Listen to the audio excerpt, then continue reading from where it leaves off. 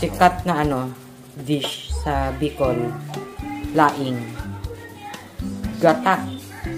Grabe oh. Ano yan? Gatang ilang piraso? Sanyog yan. Diba? May sili pa siya. Hindi yan tinipid sa gata. Laing ng Bicol. Dagdagan natin to ng sili. Green pa siya. Wala siyang hinog. Okay na to. Okay. Wala pa siyang hinog sa sili. Bagong hugas. Ayan na ang finished product.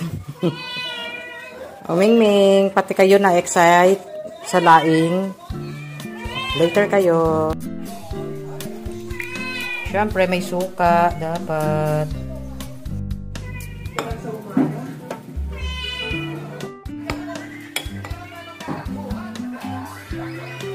Ng daing.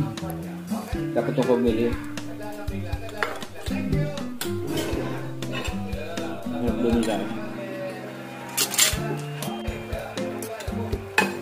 Let's eat.